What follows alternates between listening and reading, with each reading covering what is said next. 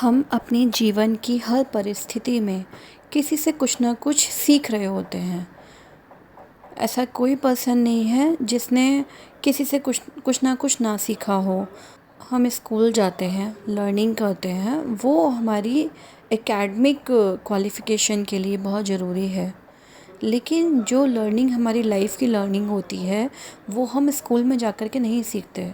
वो लर्निंग हमें स्कूल के अलावा जो भी हम सीखते हैं खुद से, किसी को देख के सीखते हैं, सुन के सीखते हैं, चीज़ों को ऑब्ज़र्व करके सीखते हैं, किसी भी तरीके से सीख रहे हों, चाहे वो पर्सन अच्छा हो, चाहे वो पर्सन बुरा हो, हर पर्सन हमारी लाइफ में बहुत इम्पोर्टेंस रखता है। चाहे वो कैसा भी हो, चाहे वो आपके साथ बहुत अच्छा बिहेव करे और चाहे कुछ लोग ऐसे हैं जो आपके साथ बहुत गंदा करके जाएँ, बहुत गंदा बिहेव करके जाएँ या आपको बहुत हर्ट करके जाएँ। वो भी कुछ ना कुछ आपको सिखा ही रहे हैं, एक लेसन ही दे रहे होते हैं सीखने के लिए। और जब तक आप उस चीज़ को नहीं सीखोगे तो आपने नोटिस किया होगा कि आपके साथ कभी-कभी सेम परिस्थिति, कोई भी सेम कोई सिचुएशन है, कंडीशन है, वो again and again different different form में आती ही रहती है। वो क्यों आ रही है बार-बार?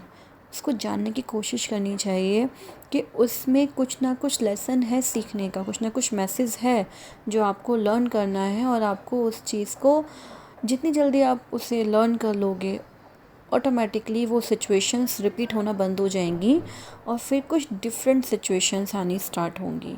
और ऐसा भी नहीं है किसी के साथ कंटिन्यू सब कुछ बुरा ही बुरा होता रहे, ऐसा भी नहीं है, क्योंकि हम हर वक्त सिर्फ बुरा ही नहीं कर रहे होते हैं, कुछ अच्छा भी कर रहे होते हैं, कुछ बुरा भी कर, कुछ गलतियाँ भी कर रहे होते हैं।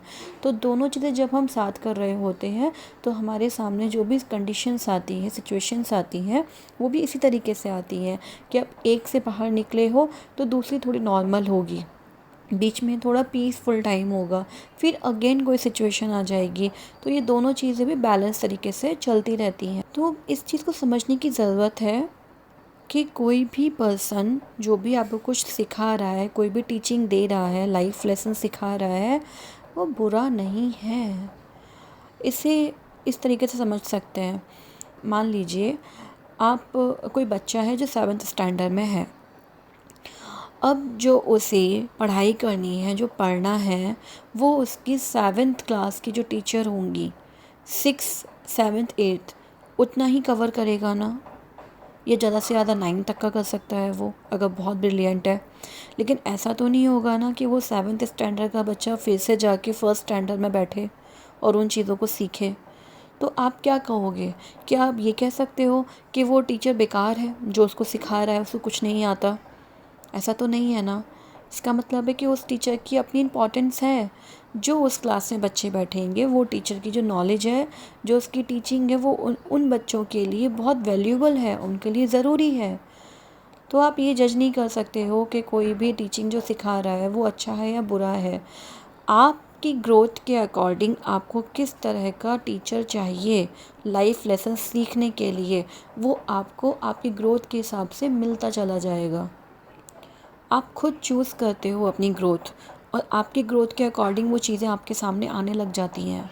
अगर आप किसी पर्सन को ऐसा देख रहे हो जो आपके पास बहुत नॉलेज है, आपने अपने आप को बहुत ग्रो कर लिया है, अपग्रेड कर लिया है और आप बहुत ज़्यादा नॉलेजेबल हो, आपके पास बहुत ज़्यादा नॉलेज है, और आप किसी और पर्सन को देख रहे हो जो वो नॉलेज ऑलरेडी आप जानते हो उसको ही स्प्रेड कर रहा है, उसको ही बार बार बता रहा है, तो क्या वो बेकार है?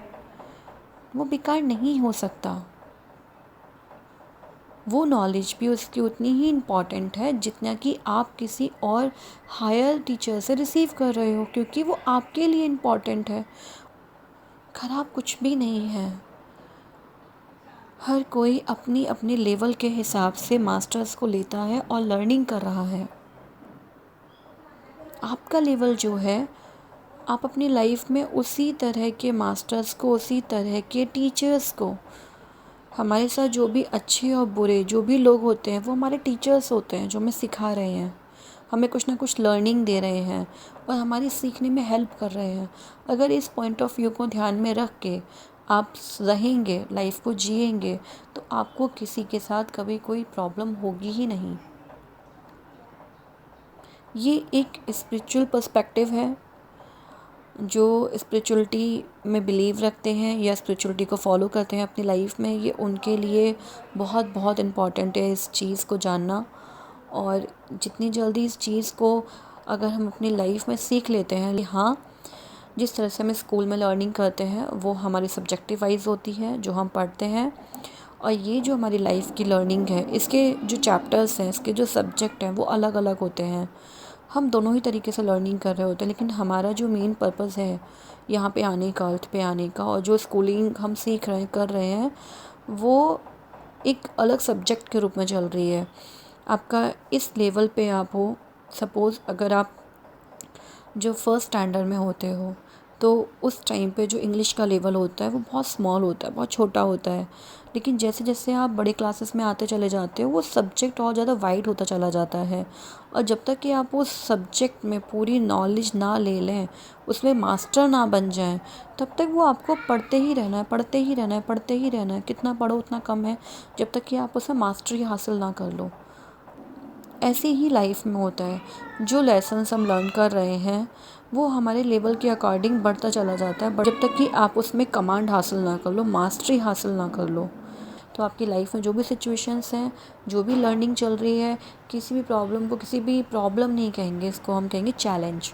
किसी भी चैलेंज को अगर आप फेस कर रहे हो तो उसमें भी लर्निंग छुपी हुई है। उसको जितना जल्दी हम लर्न करते जाएंगे, उसको एक्सेप्ट करते जाएंगे, सीखते जाएंगे, वो अपने आप पीछे होती चली जाएगी, अपने आप सॉल्व हो जाएगी और आप उससे दूर हट जाओगे। फिर और अलग लेवल की चीज़ें आएंगी, मैच्योरिटी और ज़्यादा आपकी, जैसे जैसे मैच्योरिटी बढ़ती जाएगी, अंडरस्टैंडिंग बढ़ती जाएगी, आपके अंदर एक्सेप्टेंस आती चली जाएगी, वैसे वैसे आपके साथ जो सिचुएशन है वो ठीक होती चली जाएगी।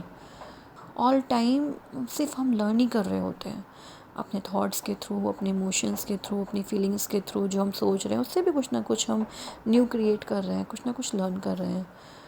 जब तक आप हो इस अर्थ पे, पृथ्वी पे, तब भी आप लर्न कर रहे हो, और जब आप नहीं होते हो तब भी लर्न कर रहे होते हो। Learning is the base. ये लर्निंग ही है जो लाइफ लॉन्ग चलती रहती है और लाइफ के बाद भी चलती रहती है।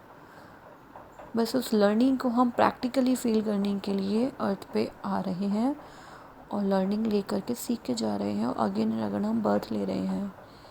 जितना ज़्यादा हम इस चीज़ को समझने की कोशिश करते हैं, समझाते हैं, उतनी ही ज़्यादा चीज़ें और ज़्यादा क्लियर होती चली जा रही है, जैसे कि मेरे साथ अभी हो रही है। अभी मैं जो ये चीज़ समझा रही हूँ, समझाते समझाते, बताते बताते मुझे भी बहुत सारी चीज़ें क्लियर हो रही हैं, और मुझे नहीं पता कि मैं ये वर्ड्स कैसे लेके आ रही हूँ, कहाँ से लेके आ रही हूँ।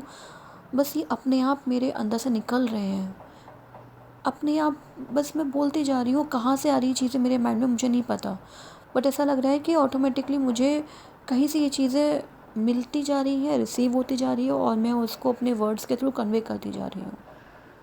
एक फ़्लो चल रहा है। तो हर कोई आपकी लाइफ में बहुत इम्पॉर्टेंट है। उस लेसन को सीखने की कोशिश कीजिए, पिक कीजिए, अपनी अवेयरनेस बढ़ाइए, अपनी नॉलेज बढ़ाइए। सेल्फ़ नॉलेज इसमें बहुत ज़्यादा काम आती है।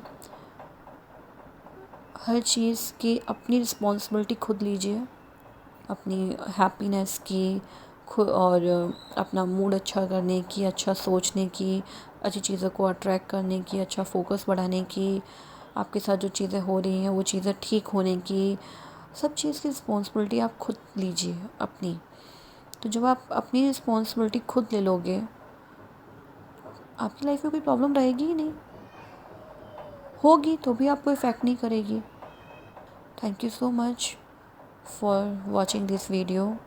अगर ये आपको नॉलेज अच्छी लगी है तो प्लीज़ इसे और लोगों के साथ में शेयर कीजिए, जिससे कि बाकी लोगों को भी और क्लैरिटी आए, और जो लोग अपनी लाइफ में बहुत प्रॉब्लम को फेस कर रहे हैं, चैलेंजेस को फेस कर रहे हैं, उनको ये काफ़ी हेल्प करेगी। Thank you so much. Take care. Bye.